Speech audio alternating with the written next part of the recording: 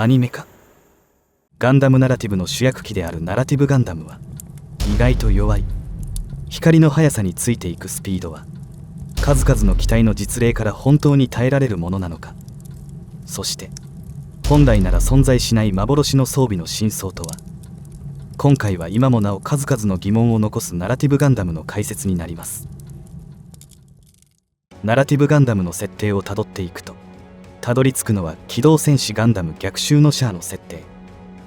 映画の時点で明らかになっていたものは、わずか数ヶ月の間に作られたニューガンダムにシャアが横流ししたサイコフレームを搭載したという情報くらいであった。しかしそのすぐ後に発売された小説版にて、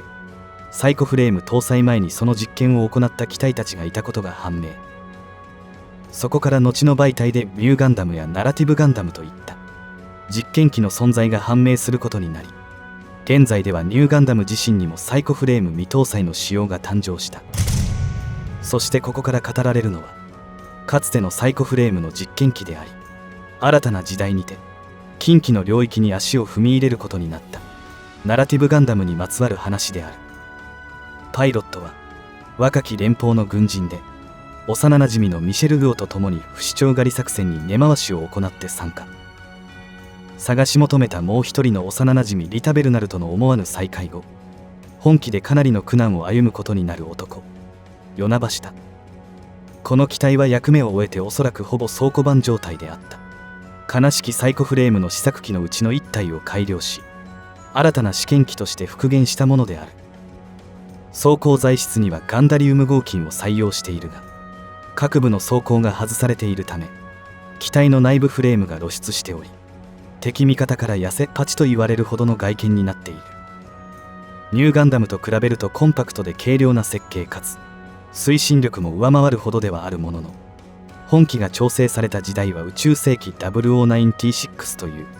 ヤバめの新型機がぞろぞろ活躍した時代。もはや時代遅れであったそのスペックは、せいぜい DJ 以上ジェスタ未満といったシャアが見たら情けないモビルスーツと普通に言われかねないレベルであった。しかし生存能力は高く、コクピットにはコアファイターを変形させたコアブロックを本体の上半身と下半身で挟み込むバーティカル・イン・ザ・ボディ方式のコアブロックシステムを採用。これは機体が重くなるというデメリットはある一方で、脱出機能に優れたもので、ぶっちゃけ RX-78 の2ガンダムと同じ方式のものであるが、ただ一つ違うのは強度に自信があるのか。コアファイター部分を保護する装甲は特になく、コクピットがほぼむき出しになっている点である。操縦機構も後のビクトリーガンダムに使用されたグリップと円筒型のスロットルが一体となったコントロールシリンダーが採用されている。この設計により、グリップを握ったまま複雑な操作をすることも可能になっている。ちなみに本機の操縦系にはもう一つ、ユニコーンガンダムに組み込まれた機能であるニュータイプデストロイヤー、通称 NTD、 わかりやすく言えばニュータイプ絶対ぶっ殺しますシステムがこっそり搭載されており、ニュータイプなどが発する一定以上の感能波を検知すると、システムが操縦を奪って敵機を勝手に殲滅するというものになっている。他にも本機に対応したサイコスーツというものがある。こちらはパイロットスーツの上に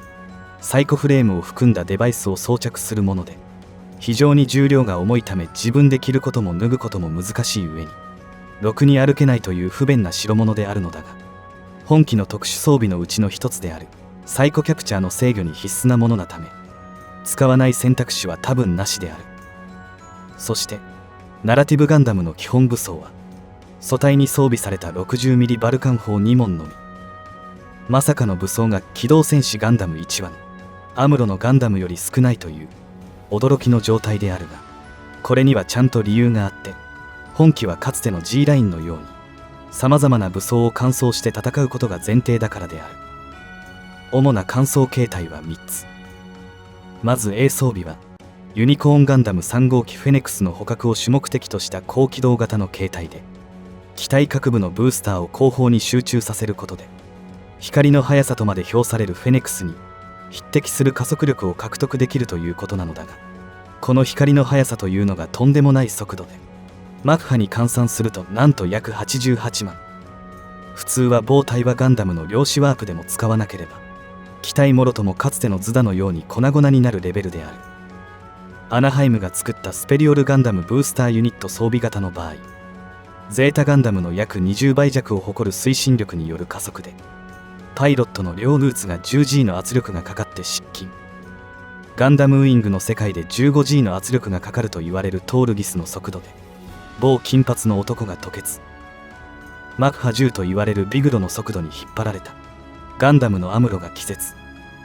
以上を踏まえると88万というべらぼうな数字に耐えるのは無理があるため、実際は高速ではないと思われるが、全身を押しつぶすような負荷はかかっているため、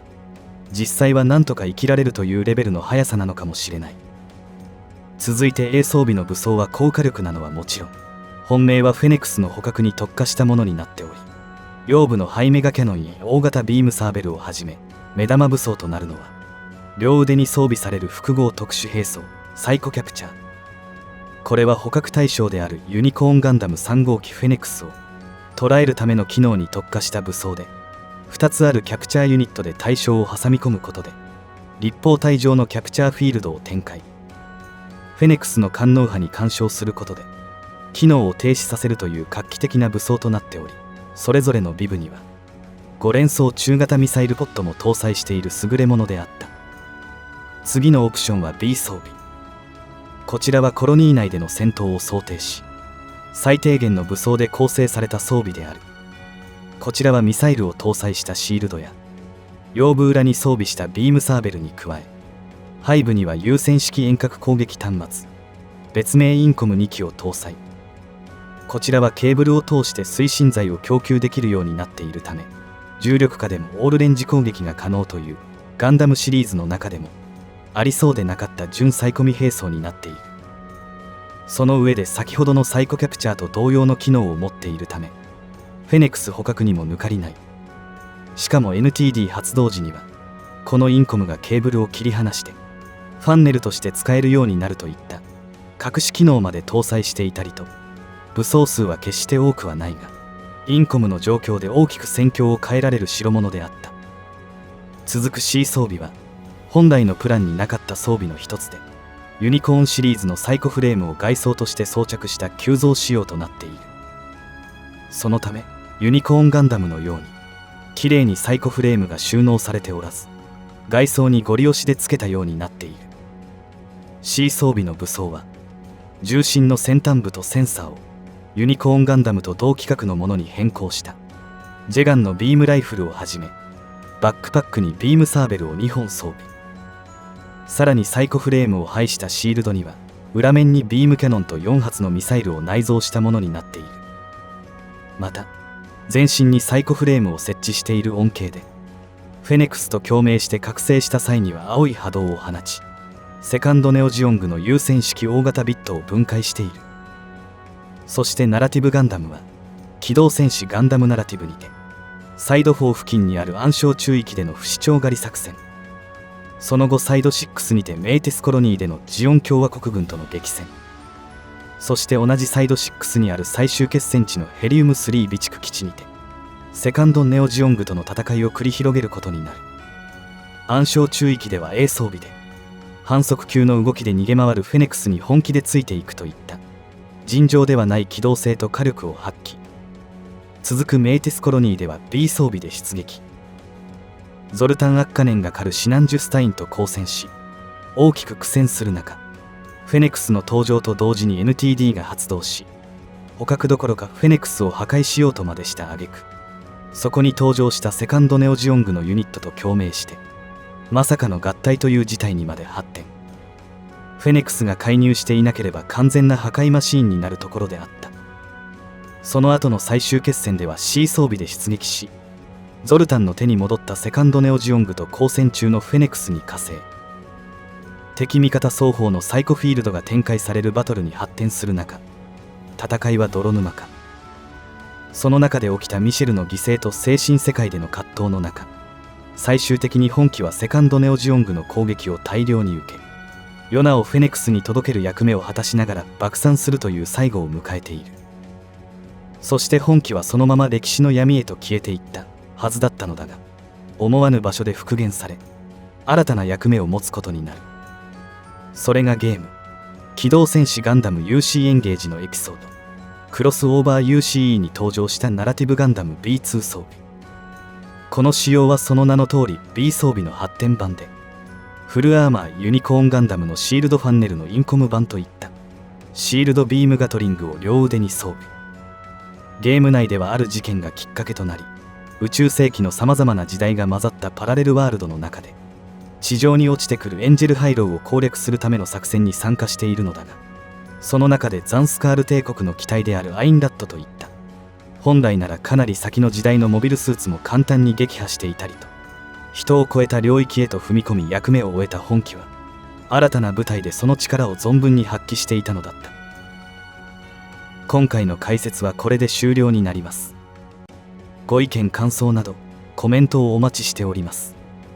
最後までご視聴ありがとうございました。では次回の解説でまたお会いしましょう。